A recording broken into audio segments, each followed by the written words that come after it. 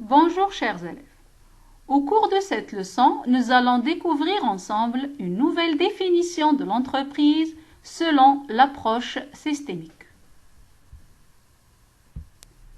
Nous allons commencer par l'exemple du corps humain en tant que système. Alors, de quoi il se compose? Sans beaucoup entrer dans les détails, on peut dire que le corps humain se compose de plusieurs organes. Le cerveau, le cœur, les poumons et autres. Ces composantes représentent les éléments organiques du corps humain. Et bien sûr, il y en a plusieurs autres organes, mais nous allons se limiter à ces trois exemples. Maintenant, est-ce qu'on peut imaginer que chacun de ces organes fonctionne de façon autonome dans notre organisme? La réponse, bien évidemment, est non, car chaque organe a des relations avec les autres. Ces relations sont qualifiées des éléments non organiques qui facilitent le fonctionnement du corps humain. La dernière question qu'on peut se poser est quel est l'objectif de tous ces éléments à la fois organiques et non organiques? La réponse est de rester en bonne santé. Là, on peut formuler une définition à la notion du système et on peut dire que le système est un ensemble d'éléments en interdépendance en vue de réaliser un objectif commun. Après avoir défini la notion du système, je vous propose maintenant cette mise en situation portant sur l'entreprise MedPeople. Alors, lisez attentivement le document, réalisez le travail à faire avant de suivre la correction. MedPeople est une entreprise spécialisée dans la fabrication et la transformation du papier. Pour assurer son fonctionnement, elle dispose de plusieurs services, notamment le service achat qui est une unité responsable de l'achat des matières et fournitures utilisées par l'entreprise. Le service de production qui est une unité responsable de la transformation des matières et fournitures achetées en produits finis, et aussi le service vente qui est une unité responsable de la commercialisation des produits fabriqués par l'entreprise. Entre les différents services de l'entreprise MedPeople, il existe plusieurs relations. Ainsi, le service production informe le service achat de ses besoins en termes de matières et fournitures. Le service achat met à la disposition du service production les matières et les fournitures achetées. Et aussi, le service vente qui informe le service production et le service achat des besoins des clients. Tous ces services ont pour objectif de réaliser les bénéfices de l'entreprise. À partir de la mise en situation précédente, on peut dire que l'entreprise se compose de plusieurs services, comme par exemple le service achat, le service de production et le service vente. Il existe bien évidemment d'autres services qu'on n'a pas mentionnés par mesure de simplification. Tous ces services représentent les composants structuraux de l'entreprise. Entre ces différents services, il existe des relations mutuelles qui facilitent le fonctionnement de l'entreprise et qu'on appelle les composants fonctionnels.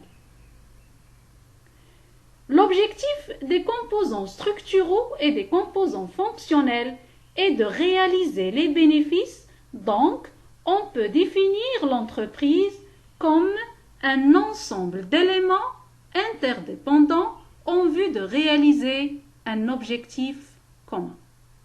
L'entreprise, ainsi dite, est un système.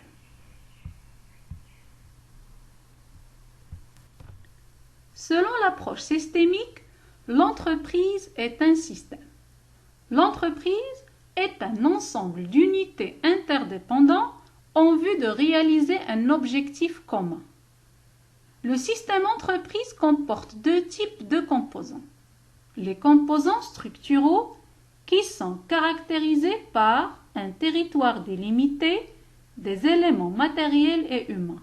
Il s'agit de la direction générale qui assure le pilotage de l'entreprise, le service achat, le service de production, le service vente, le service administratif et financier et finalement du service de gestion des ressources humaines.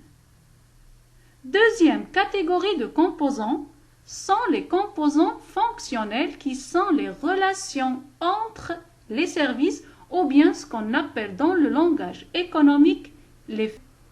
Ce sont les flux circulant entre les unités du système et qui permettent d'assurer son fonctionnement. Il peut s'agir de flux d'énergie, d'informations, des flux de marchandises, de matières et autres, et finalement des flux monétaires. Nous allons continuer notre leçon par une deuxième mise en situation, alors prenez le temps nécessaire pour lire le document et répondre aux questions. Le problème rencontré par l'entreprise MedPeople est la diminution de son chiffre d'affaires, c'est-à-dire la diminution de ses ventes.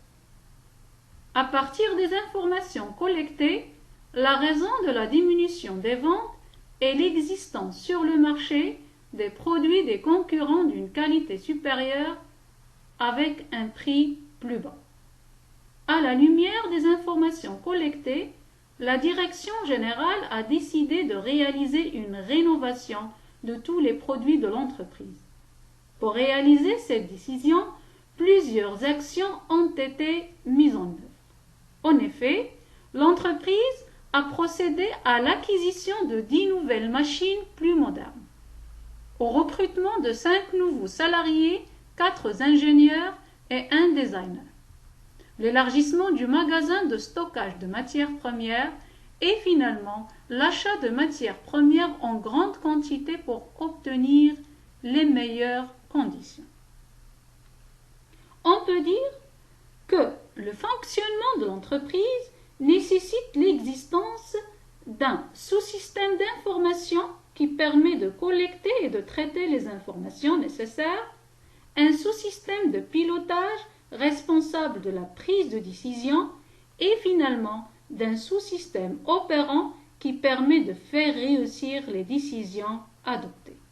L'entreprise ainsi présentée est dite un système organisé. À partir de la mise en situation précédente, on peut dire que l'entreprise est un système organisé et cela représente la première caractéristique de l'entreprise système. L'entreprise dispose d'une unité organisée constituée de plusieurs sous-systèmes. Il s'agit des sous-systèmes d'information qui collectent et traitent les informations qui vont servir l'entreprise pour son fonctionnement. Les sous-systèmes de pilotage qui pilotent le fonctionnement des systèmes opérants et interviennent dans la prise des décisions.